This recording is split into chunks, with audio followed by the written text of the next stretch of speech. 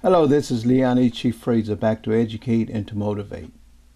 The next president that we put in office is going to have to be intelligent, sensitive, courageous and bold, of course, yet empathetic and sympathetic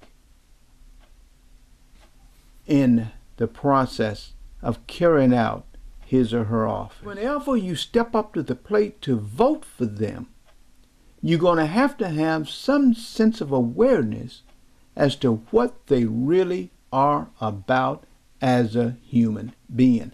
Now, if you don't watch them, and if you don't listen to them and really hear them, well, then you won't be able to really analyze and evaluate whether they are dealing in rhetoric or whether they are dealing in truth.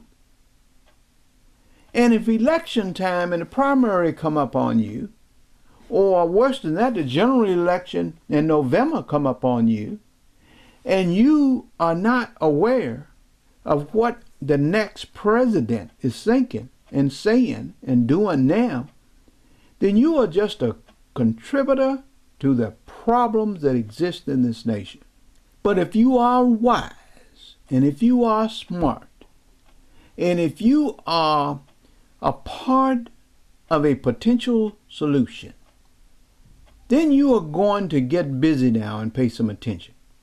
We also have, not for the first time, because we had Shirley Chisholm, we had Senator Bronner, we had Reverend Jesse Jackson, we had Reverend Al Sharpton, all run for president of the United States on the Democratic ticket, you see.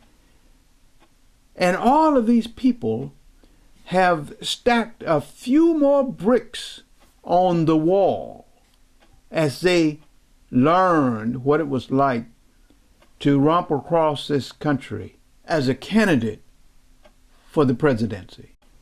So we have Barack Obama, very intelligent, morally sound, very articulate, super sharp, domestically connected man running for president. Now those two things right there ought to keep us busy looking at the female that's running, looking at Barack Obama. Many of you out there love the Clintons. You actually love Bill Clinton, and as a consequence, you love Hillary Clinton. And it's going to be very difficult to get some of you to sense that Barack Obama's sugar is just as sweet as Hillary Clinton's sugar. And Barack Obama's salt is just as salty as Hillary Clinton's salt.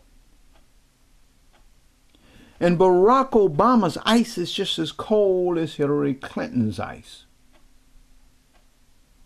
So it's going to be very difficult to get a lot of you to vote for a qualified black candidate because of your loyalty and your history that tell you that whites can do it better. I too have a lot of respect for the Clintons, but I also have absolute respect for Barack Obama. When I look at these two candidates, one looks like me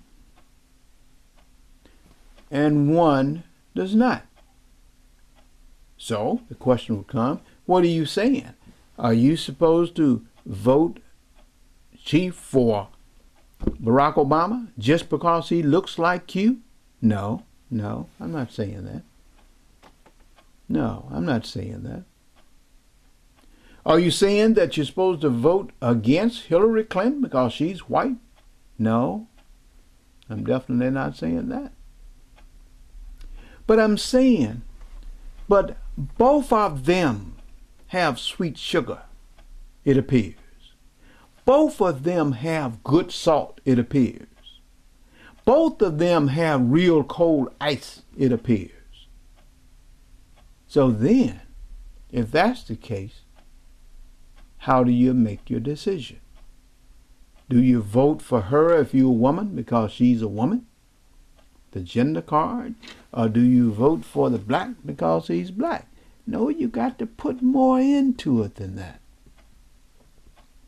You've got to look into the hearts and soul and minds of these people, and you've got to stop, look, and listen and hear what they are saying, and you've got to carefully evaluate every little bitty theory, philosophy, and attitude that they reflect. Because it's coming down to the wire now, at the primary. You're going to have to commit yourself at the primary as a Democrat or a Republican. So you're going to have to be on it. You're going to have to know what it is that you're going to do. You've got to weigh the dues that have been paid in this nation by black people. Look what it took to get us just free from servitude and slavery. Look what it took to get us off of plantations. Look what it took to get us educated. And then let's go back and look what it took to get us the right to vote. People died for the right to vote. People were beaten. Their homes were burned. Their jobs were taken away. And we have marched miles and miles and miles in all kinds of cities and counties and states for the right to be a part of this system.